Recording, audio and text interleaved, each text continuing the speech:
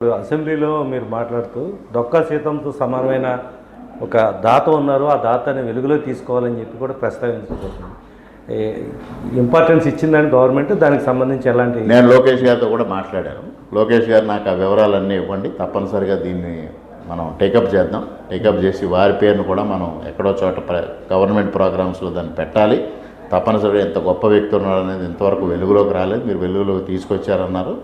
రేపు ముఖ్యమంత్రి గారితో జిల్లా సమావేశం కూడా జరుగుద్ది. జిల్లా సమావేశంలో కూడా నేను ఆ విషయాన్ని ప్రస్తావించి ముఖ్యమంత్రి గారి దృష్టిలో కూడా పెట్టి వారికి తప్పనిసరిగా గుర్తింపు, ప్రభుత్వం తరఫు నుంచి గుర్తింపు వచ్చే విధంగా నా వంతు కృషి నేను చేస్తాను. అంటే మీరు చెప్పే వరకు కూడా ఇప్పటి వరకు ఎందుకు ఎవరు పట్టించుకోలేదు సార్? ఆ నాయకులు కానీ, ఇంత ముందున్న వాళ్ళు కానీ ఎవరు కూడా ఆయన ఆ దాత చేసిన మంచితనం కానీ మన జిల్లా వాసులకి చాలామంది తెలియదు. తూర్పు పశ్చిమ గోదావరి జిల్లాలో 4,000 ఎకరాలు ఇచ్చాడు సార్ ఆయన. 4,000 ఎకరాలు ఇచ్చి 42 చోట్ల బసిరెడ్డిపేటలో నిర్మాణం జరిగింది. అనేక చోట్ల అన్నదానాలు చేశారు, బావులు తవ్వించారు. ఒకటి కాదు, రెండు కాదు, అన్ని రకాలుగా మల్టీ ఫ్యాసినేటెడ్ అన్ని విధాలుగా చేశారు. ఒక గ్రంథాలయం స్థాపించి ఎవరైతే రచయితలు కవిత్వం రాశారో ఆ కవిత్వాలన్నీ ప్రచురితం చేశారు. ఇవాళ కాకినాడలో ఉన్న కుళాయి చెరువు కూడా ఆయన తవ్వించారు, ఆ రోజుల్లో 10,000 రూపాయల ఖర్చుతో. అంత గొప్ప దాతని మరి దురదృష్టం కొలిది అందరూ వదిలిపెట్టేశారు. గతంలో అనేక మంది ఆ గ్రామం నుంచి, ఒక ఆయన ఎమ్మెల్యేగా కూడా చేశారు, లేకపోతే ఆ గ్రామం నుంచి చాలామంది ప్రాతినిధ్యం వహించారు, ఆ నియోజకవర్గం నుంచి ప్రాతినిధ్యం వహించారు, అందరూ విడిచిపెట్టేశారు.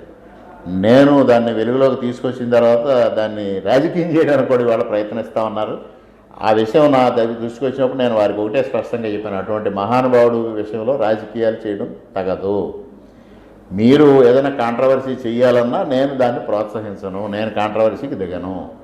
నేను ఒక మహానుభావుడిని వెలుగులోకి తీసుకురావాలని నా ప్రయత్నం, దానికే ఫిక్స్ అవుతాను తప్పించి దీనిలో రాజకీయం చేయడానికి తగదు అని కూడా నేను స్పష్టంగా చెప్పాను. అంటే అసెంబ్లీలో ప్రతిపక్షం లేని పరిస్థితుల్లో మీరే అనేక అంశాలకు సంబంధించి ప్రతిపక్ష సభ్యులు తరహాలో మాట్లాడడానికి కారణం భారతీయ పార్టీలైనా లేకపోతే మీలైనా? లేదు లేదు, నా లైన్ అంటే విషయాల్ని ప్రభుత్వం దృష్టికి తీసుకురావాలి, పరిష్కారం చేయాలి.